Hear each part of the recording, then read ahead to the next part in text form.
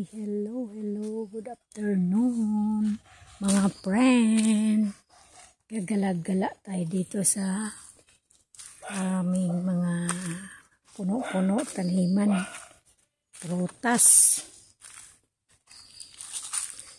Kung saan dito ang meron ng bunga, ipakita ko sa inyo. Kung ito ba ay kilala niyo yung prutas na ito, mga ka-friend, tingnan natin kung kilala niyo itong prutas na ito. Ayan o. Yan. Anong prutas yan? Meron ba kayo niyan? Yung prutas na yan? Yan. Parang manibalang pa lang yung bunga niya. Pero pwede na kasi matamis na yan. Ayan o. Yun. Yan ay ano klaseng prutas yan?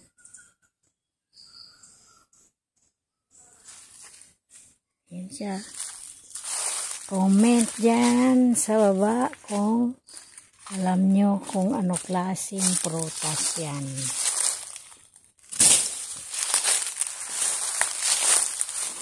Paborito ko yung prutas na yan. Grabe.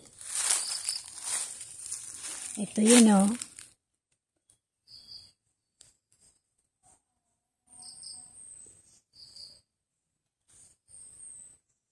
Yan. Ito yun siya. Yan ang ano siya. Oh. Ano klaseng prutas yan? Yan yun, yung puno na yun. Makopa. Yan. Kalaglag yung mga una niya ng bunga. Ayan o. Kasi dinadaanan ng mga ibon. Tinutuka nila. Ayan o. Pag nadaanan nila yan at saka tinuka, laglag ang hinog. Yun. Ayan o. Tuwing ano yun, ang dami na nakalaglag. Ang tamis pa naman, no?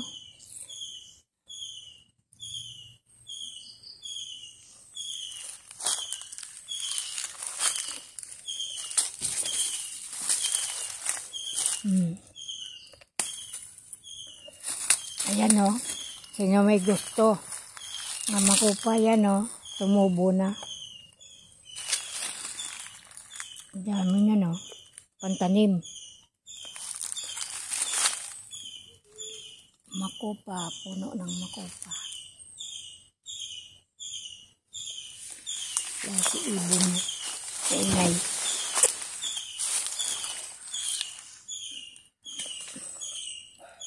Ito naman yung puno ng miracle fruit. Miracle fruit po yan. Pero wala na siya ngayong bunga.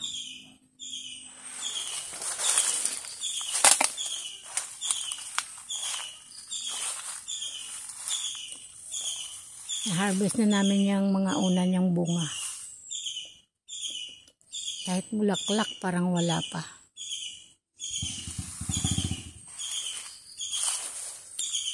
Kaya yan. Dito muna tayo. Yan, alam niyo ba yan? Yung ano klaseng halaman yan? Ito. Ano yan siya? Oraro. Oraro yan. May halo na mga gabi-gabi. Tinatagbas ko yung mga ganyan ng mga damo. Yan. Oraro. Tama-tama yan pag uwi ni Ma'am A. Harvestin natin yan. Papakainin natin ng oraro si Ma'am A. Yan. Dito yan sa likod bahay.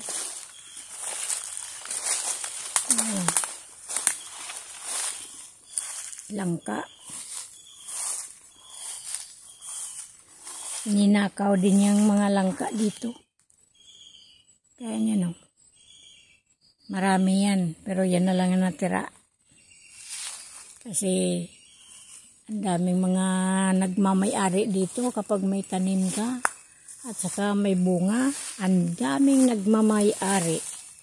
Naunahan ka pang harvest na ikaw ang nagtanim. Yung nag-aari-arian, yun ang nauna nag-harvest. Ikaw na nagtanim, huli kang mag-harvest. Kung ano na lang ang natira nila, yun na lang ang sayo. Yan ang ganda ng mga ugali ng mga tao dito. Katamaran ba? Hindi man lang marunong magtanim. Kaya, ganyan. Ayun, pupunta din tayo dito sa puno ng langka. Pati yung mga langka namin, binubutasan. Naiinggit siguro sila kasi ang mga langka namin maraming bunga. Kaya, kapag, sinisira nila yung bunga ng langka. Ayan o. Bata pa yan. Hindi pa alanganin pa siya mahinog. Pero binubutasan nila. Sinisira nila yan. Kita niyan yan. Tinutusok nila ng kutsilyo.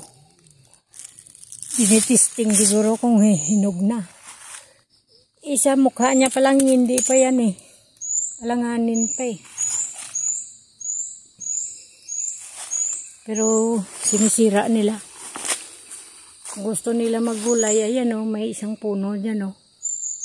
Yun ang bunga niya nga, nagkanda sira yan. Yan, pwede yan pang gulay.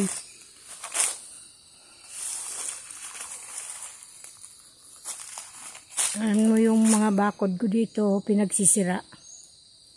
Pinangahoy yata. Pinagtatanggal yung mga tali at saka mga bakod ko. Nakabukas na. May bakod dyan. Nakatali yan yung bakod din dyan sa puno.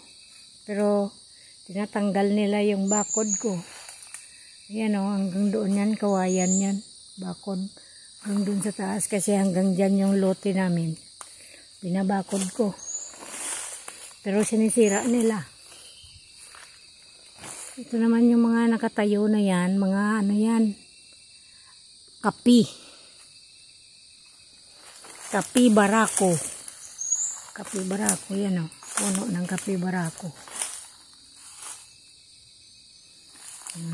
Yan natin tingnan ko yung langka dito kasi dito sila dumadaan sa likod at saka ninanakaw yung mga tanim namin dito kapag walang tao. Kasi dati meron kaming bantay dito. Yung bantay naman namin di rin asahan. Bantay sa lakay din.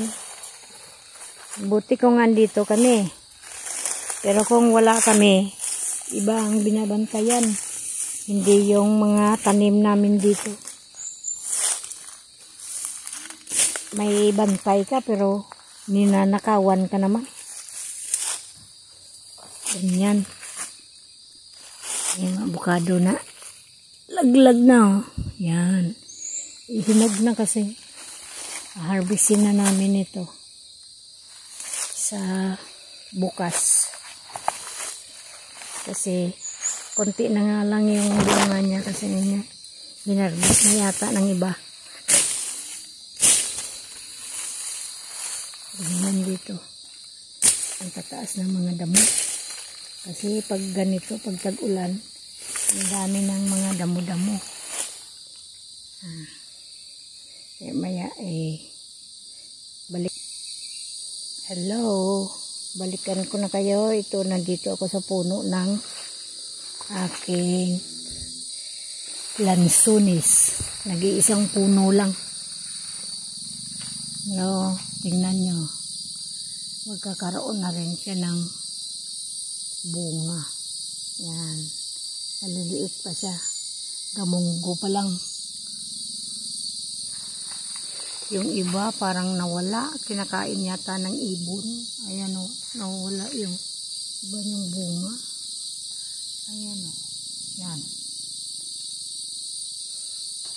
Nakain yata ng mga ibon. Nung tinignan ko nung isang araw, ang dami niyang bunga. Ng butil-butil. Ngayon, kunti na lang. Ayun dun sa may sanga sa taas. Ayan o. Yan. Ganyan sana yung butil niya ba hanggang puno. Kasi sana hindi malaglag yung iba. Meron sa taas eh. Ito yun, marami yan butil nung nakaraan. Ayan o. Tapos ngayon ang dulo na lang ang natira. Parang 3 piraso na lang. Ang ito naman o, ganun din. Nawala din yung iba. Kinakain yata ng ibon. Tapos ito ganun din. O. Dapat mapuno yan ng bunga niya. Nawala dito yung dito banda. Tapos natira yung isa. Ayan, meron din dyan o. Yan. Maliliit pa. 1 buwan pa yan bago mo malaman kung mabuo sila o hindi. Sabi ko kapag may pera, bilhan ko ito ng gamot na pampabunga. Ganun siguro ang ginagawa sa Laguna, yung talagang farm ng lansonis. Yung iba nag-usli pa lang oh.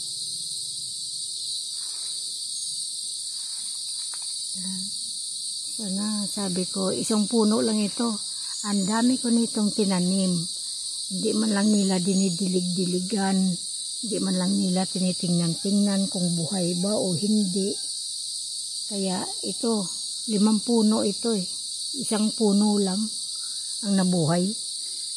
Tapos ngayon pa lang namunga. Ganyan. Ikaw pa ba may bantay. Pakainin mo. Bigyan mo ng pera. Tapos ang binabantayan hindi rin niya binabantayan. Yung pinapababantayan. Ayan o. Avocado. Ilan-ilan lang din ang bunga eh. Ang dami na ano dito. Ang daming tawag nito. Ayan, kita niyo ba yun ng bunga niya?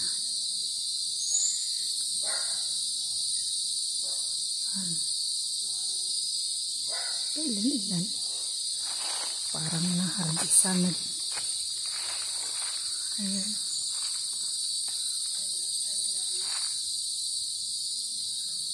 Yun, katabi niya yun yung makopa. Katabi niya.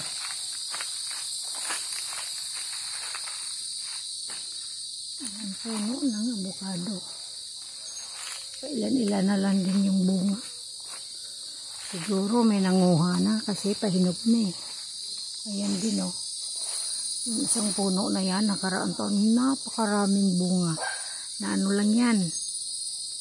Kalaglagan ang bunga niya. Sa sobrang dami ngayon, naku. Bilang na lang ang natira. Basta pag nakita ng mga magnanakaw yan na ano na, parang nagkintab-kintab na, ibig sabihin yan, mahihinog na. Kaya ganyan. Ganyan ang mga tao dito. Tinitingnan na lang kung ano ang tanim ng iba at saka bibirahin. Ito pa ang lilinisin ko dito. Ang dami pa kaming part na lilinisin. Sinsya na kung malikot ang kamay ko. Ang dami pa namin lilinisin. Kaya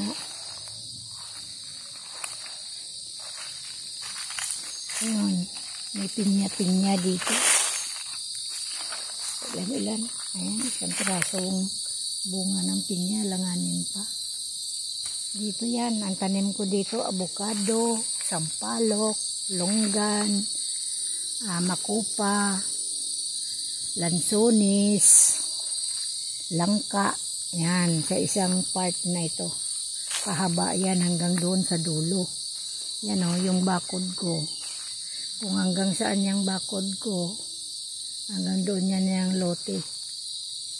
Nasa 200, ano daw yun ang sabi ni Papa? 2,500 square meter ito, pababa. Yung bahay namin dyan o. Pababa yan doon sa tulo. Yan, kalaki ang lote na ito. Ilang ano kasi ang lote namin hindi ano dikit-dikit ano, ang daming, pero kung dikit-dikit sana ito, makita mo ang kalakihan niya. Kaso lang hindi, kagaya doon sa manggahan, doon pa yun, sa kabilang banda naman yung manggahan. 4 na hektarya yun. Tapos yung ito dito, 500,000 square meter, ang kabila doon, ganon din, 500 din. Ang kabuhan kasi nito, 18 hektar.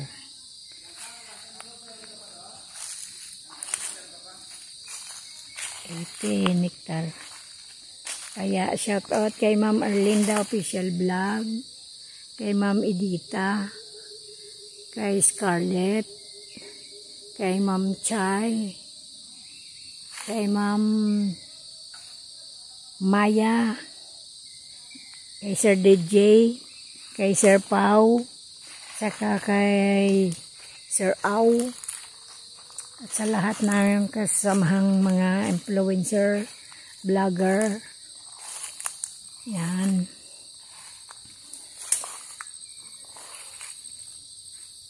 Shout out sa inyong lahat at sa mga kasamahan ko at lahat po. Shout out sa inyong lahat, kay Kahimas, kay Kagwang Wakiwak, Kawakit TV, at siyempre sa ating channel, Friends Mix Vlog. Yan, ganyan. Kaya ikot-ikot lang tayo dito kung ano makitang bunga ng mga puno natin, kung pwedeng harvestin o hindi. Kaya yan ang ating pinya na nag-iisa lang siya. Yan, meron yan hanggang doon, may pinya, kasi lang wala pa siyang bunga.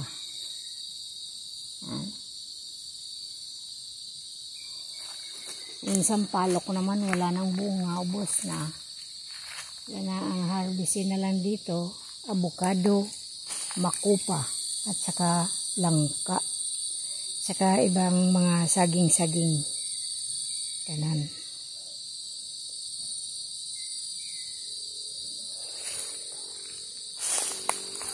Uwi ng tatay sa bahay. Yan yung mga tanim-tanim kong mga crotons. Yan ang tawag sa probinsya, crotons. Mga halahalaman. Crotons. Kaya ikot-ikot lang tayo dito sa loob pa uwi doon sa aming kubo. Yan, mga crotons yan. Ganyan. Mga halahalaman ko dito. Yan. Yan. Ganyan, iba ang kulay nito. Iba din yung kulay niyan. Ganyan, crotons. Ang tawag sa amin sa probinsya, crotons. At saka ito, halaman ko na ito, tingnan nyo. Masipag yan mamumulaklak. Ayan o, kulay dilaw siya. Ang bulaklak nito pula at saka dilaw. Yan, puro dilaw ang lumabas ngayon pero sumusunod na din yung kulay pula. Tingnan yan, no? Ano yan? Dilaw yung isa, pula yung isa. Ganyan yung style ng bulaklak niya. Ganyan. Yan. Ganun. Meron din ba kayong bulaklak na ganito? Kasi hindi ko kilala kung anong pangalan nito eh. Kung meron kayong bulaklak na ganito, comment lang kayo dyan kung ano pangalan nito. Hindi ko masyado kabisado. Basta nagtanim lang ako ng ganitong bulaklak. Kasi gusto ko. Yan. Yan. Ganyan.